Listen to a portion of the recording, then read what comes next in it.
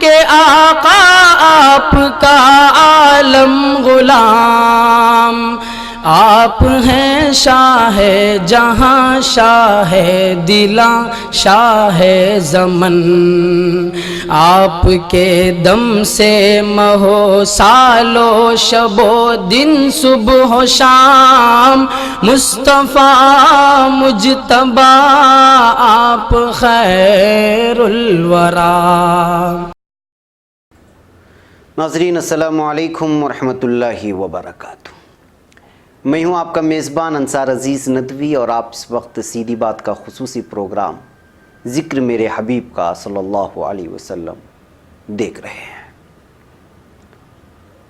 ناظرین، میں اس قسط کو آگے بڑھاؤں اس سے پہلے میں کچھ وضاحتیں آپ لوگوں کے سامنے کر لوں۔ ہمیں پتہ چلا ہے کہ ہماری اس پروگرام کے شروع میں جو نعت چلتی ہے اس کے کچھ ٹکڑے ہیں، اس کو مکمل سنایا جائے، تو اس کے لیے آخر میں آپ کو مکمل نعت سنائی جائے گی، ضرور دھیرج رکھیں۔ اور انشاءاللہ پیغام فرقان کی بھی جو نعت شروعات میں ہے، انشاءاللہ اگلے ہفتے اس کی بھی جو حمد ہے اس حمد کو پیش کرنے کی کوشش کی جائے گی مکمل انداز میں۔ اور دوسری بات یہ ہے کہ گزشتہ ہفتے ایپیسوڈ میں 2-3 غلطیاں مجھ سے ہو گئی تھی، تلفظ کی غلطیاں۔ میں نے لام پر عبد المطلب کہا تھا، وہ عبد المطلب نہیں ہے، عبد المطلب ہے، اس غلطی کو آپ درست کر لیں۔ اور دوسرا ہے، میں نے فہر کہا تھا، آپ صلی اللہ علیہ وسلم کے نسب نامے میں ایک فہر ہے جو فا کے نیچے کسرہ ہے، یعنی زیر ہے، اس کے اوپر زبر نہیں ہے۔ اس دونوں غلطیوں کو آپ ایک کر لیں۔ اور دوسری بات، میں ان تمام لوگوں کا بہت ہی مشکور ہوں یہاں پر جو ہمارے ان پروگراموں کو باقاعدہ سنتے ہیں، اور بعض وہ علماء کرام جو سیرت سے جو ہے تعلق رکھتے ہیں اور اردو ادب سے ان کا بہت گہرا تعلق ہے، وہ لوگ میری غلطیوں کی نشاندہی بھی کرتے رہتے ہیں کہ کہاں تلفظ کی غلطی ہو رہی ہے، کہاں رکنا چاہیے، کس انداز میں۔ میں ان تمام لوگوں کا تہ دل سے مشکور ہوں، اور مجھے امید ہے کہ آپ کی جانب سے مخلصانہ طور پر دی جانے والے آراء اور میری غلطیوں کی جانب جو نشاندہی کی جا رہی ہیں، میں اس کو سر تسلیم خم کر کے قبول کروں گا، کیونکہ مجھے اپنی غلطیوں کا سارا اعتراف ہے۔ اور دوسری بات یہ بھی ہے کہ جان بوجھ کر غلطیاں نہیں ہوتی، کیمرے کے سامنے جب روانی سے پڑھا جاتا ہے تو کچھ آگے پیچھے ہو ہی جاتا ہے، بعض دفعہ آپ کو بھی اس کو معافی کے دامن میں ضرور سمیٹنا ہوگا۔ جی ہاں ناظرین، بہرکیف یہ ہماری طرف سے اپیل تھی، وضاحت نامہ آپ لوگوں کے سامنے پیش کرنا تھا۔ ایک بار پھر میں ان تمام لوگوں کا شکر گزار ہوں جو میری غلطیوں کی طرف میری رہنمائی کرتے ہیں، اور بڑے ہی مخلصانہ انداز میں مجھے واٹس ایپ بھی کرتے ہیں، اور بڑے ادب اور ایسا احترام رکھتے ہیں کہ جس کو دیکھ کر کے دل باغ باغ ہو جاتا ہے، اور ان کے احترام کے لیے بھی ہمارا دل جو ہے اچٹ پڑتا ہے۔ لہٰذا میں ان تمام لوگوں کا مشکور ہوں، اور میں آئندہ بھی یہی آپ لوگوں سے امید لگاتا ہوں کہ جب کبھی کوئی آپ کو میری زبان میں ہو، انداز بیان میں ہو، یا لہجے میں ہو، یا پھر تلفظ میں ہو، جب کوئی آپ کو بھول لگے یا غلطی لگے، میری ضرور نشاندہی کریں۔ تنقید برائے تنقید ہو، تنقید برائے تصحیح ہو، تنقید برائے تذلیل ہرگز نہ ہو۔ بہرکیف ناظرین، چلیے چلتے ہیں۔ یہ ذکر میرے حبیب کا پروگرام کی 10ویں قسط ہے۔ پچھلی قسط میں آپ نے حضور اکرم صلی اللہ علیہ وسلم کے خاندان اور دادا عبد المطلب کی تفصیل سنی تھی۔ جن احباب نے ہماری پچھلی قسطیں نہیں دیکھ پائی ہیں تو وہ ہماری یوٹیوب چینل پر ضرور ملاحظہ فرمائیں۔ اب ہم آگے بڑھتے ہیں۔ ناظرین، سیرت ابن ہشام کے مطابق جب عبد المطلب نے خواب دیکھا تو کھدالی لیے اس مقام کی طرف نکل پڑے جس کا اشارہ بھی خواب میں دیا گیا تھا، اور وہ اشارہ تھا لید اور خون کے درمیان۔ غراب عاصم یعنی وہ کوا جس کے پروں کی نوک سفید ہو، اس کے گھونسلے کے پاس چیونٹیوں کی بستی کے قریب ہے۔ ان کے ساتھ اس وقت ان کا لڑکا حارث تھا، اور اس وقت یہ اکیلے لڑکے تھے، یعنی عبد المطلب کو حارث اکیلے لڑکے تھے۔ جب مذکورہ مقام پر کھدائی کرنا شروع کیا تو خواب سے مطابقت رکھنے والی چیزیں سامنے آنے لگیں، یعنی عبد المطلب نے جو خواب میں دیکھا تھا وہ ساری چیزیں سچ ثابت ہونے لگیں۔ یہ دیکھ کر عبد المطلب نے نعرہ مسرت بلند کیا، یعنی وہ خوش ہو گئے، باغ باغ ہو گئے۔ یہ سن کر قریش خاندان کے لوگ جمع ہو گئے اور کہا، عبد المطلب، ہم جانتے ہیں کہ تمہارے خواب کی تعبیر پوری ہو رہی ہے، چنانچہ اس اعزاز کے ہم بھی مستحق ہیں، یعنی ہم بھی چاہتے ہیں کہ آپ کے اس کار خیر میں شامل ہو جائیں، لہٰذا اس کام میں ہمیں بھی شریک کر لو۔ عبد المطلب نے جواب دیا، اس کام کے لیے میں ہی چنا گیا ہوں۔ اہل قریش نے یہ سن کر کہا عبد المطلب اگر انصاف سے کام نہیں لوگے تو پھر ہم جھگڑا کریں گے۔ عبد المطلب نہیں مانے، لفظی جھڑپ شروع ہو گئی۔ بالآخر طے پایا کہ کوئی ثالثی کرے گا اور مسئلے کو حل کرائے گا۔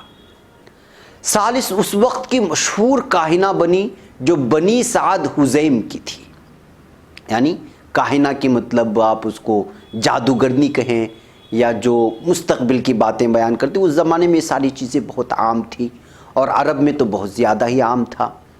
یہ بنی سعد حزیم سے تعلق رکھتی تھی اور شام میں رہا کرتی تھی، وہی شام جہاں آج بشار کی ظالم فوج نہتوں سے خون کی ہولی کھیل رہی ہے۔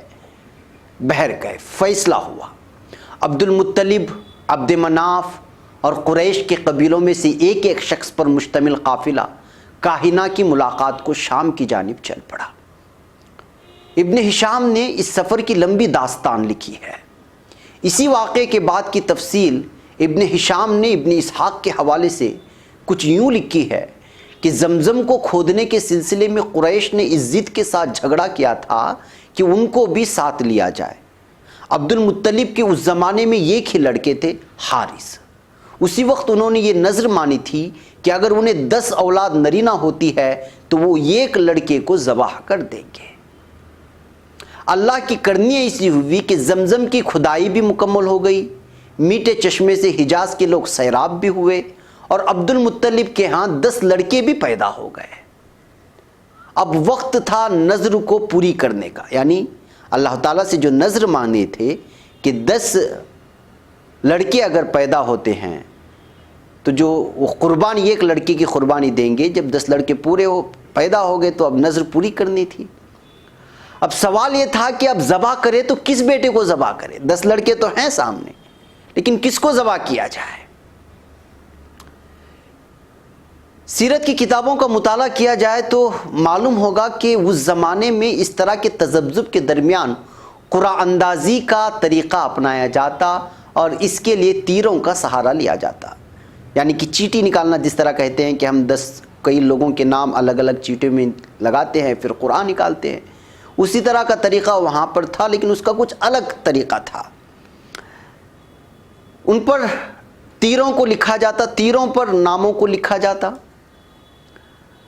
حبل نامی بت کے سامنے ان تیروں کو ملایا جاتا، یعنی پہلے تو تیروں پر نام لکھا جاتا، اور اس وقت جو عرب کا بہت بڑا بت مانا جاتا تھا، کئی سارے بت تھے لیکن اس میں سے ایک بت تھا جس کا نام تھا حبل، اس بت کے سامنے ان تیروں کو ملایا جاتا، جیسے چیٹیوں پر نام لکھنے کے بعد چیٹیوں کو ملایا جاتا ہے اسی طرح تیروں کو ملایا جاتا، پھر ہلایا جاتا، پھر ان میں سے ایک تیر کو نکال لیا جاتا، اور پھر جس کا نام اس تیر پر لکھا ہوا ملتا اسی کو طے کر کے، اسی کو لے کر طے شدہ امر پر عمل کیا جاتا کہ جو ہے جس لڑکے کا نام آ جائے اسی کو قربان کر دیتے۔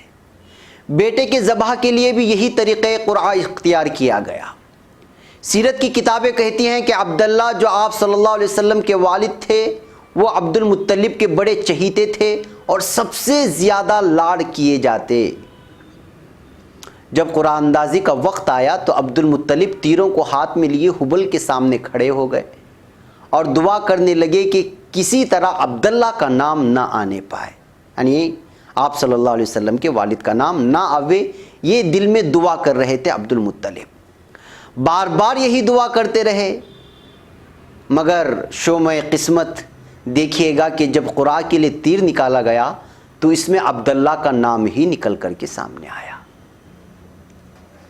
جیسے اس نام کو عبد المطلب نے دیکھا تو وہ جگر تھام کر بیٹھ گئے، مگر نظر تو نظر تھی جسے پورا کرنا تھا۔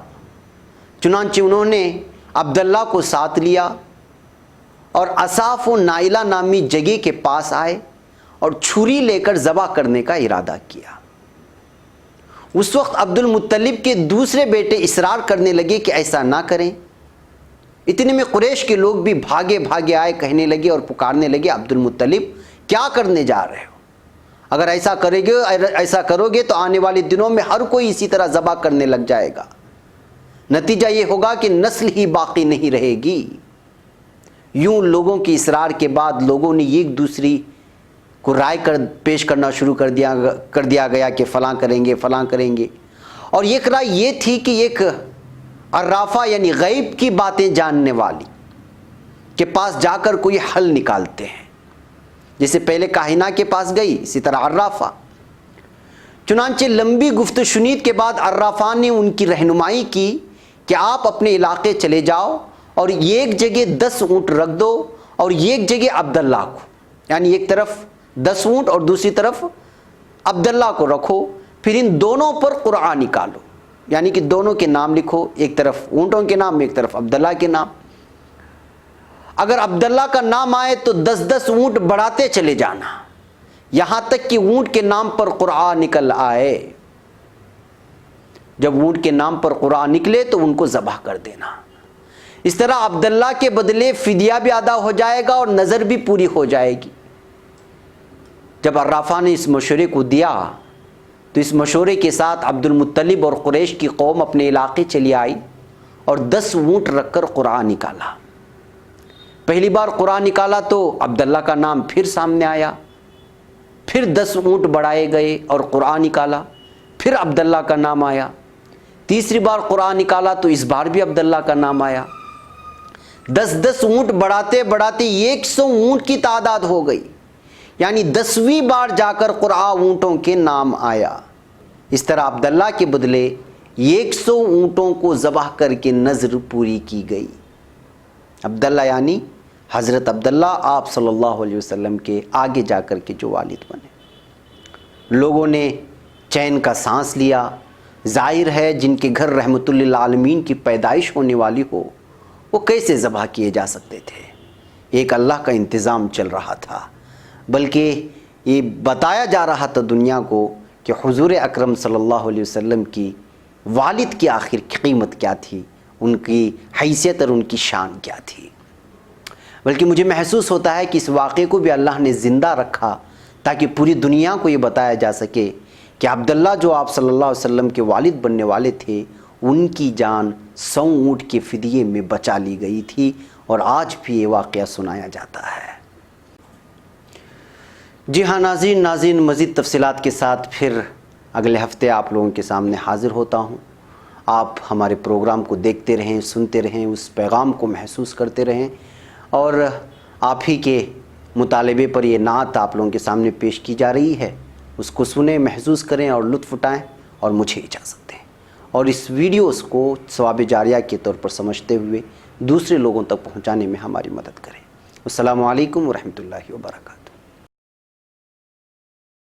وہ حضور پاک وہ خیر البشر خیر الانام، ہم خدا کے نام کے بعد آپ کا لیتے ہیں نام، مصطفیٰ مجتبیٰ آپ خیر الورا، مصطفیٰ مجتبیٰ آپ خیر الورا، آپ ہیں ختم رسول سر گروہ انبیاء، آپ ہیں عالم کے آقا، آپ کا عالم غلام، آپ ہیں شاہ جہاں شاہ دلا شاہ زمن، آپ کے دم سے مہو سالو شب و دن صبح و شام، مصطفیٰ مجتبیٰ آپ خیر الورا، آپ کا پیارا تبسم غنچوں گل کا نکھار،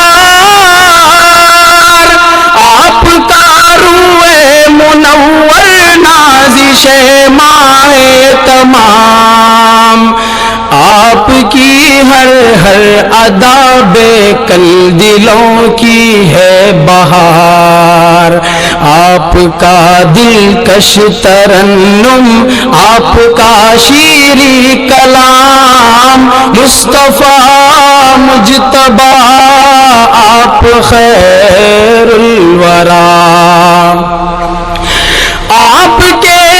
سے ہوا ہر کم نظر عالی نظر،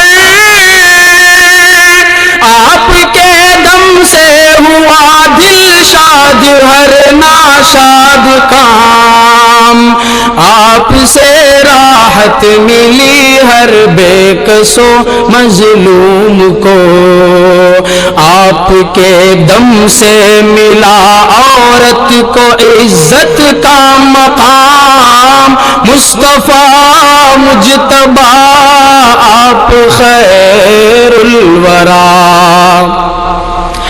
رحمت عالم بنا کر آپ کو بھیجا گیا،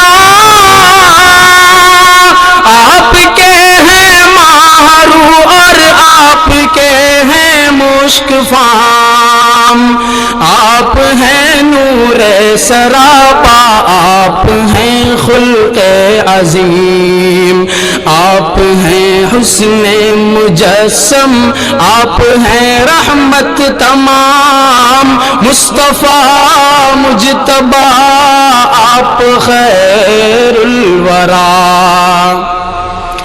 اللہ اللہ آپ کا رتبہ شب معراج میں،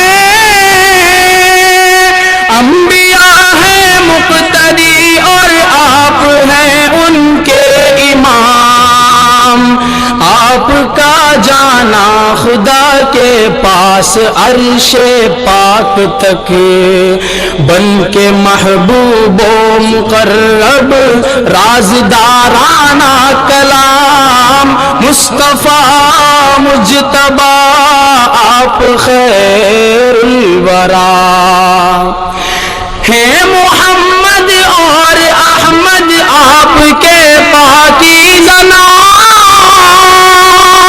آپ پر لاکھوں درود اور آپ پر لاکھوں سلام، ہے محمد اور احمد آپ کے پاکیزہ نام، آپ پر لاکھوں درود اور آپ پر لاکھوں سلام، مصطفیٰ مجتبی آپ خیر الورا، مصطفیٰ مجتبی آپ خیر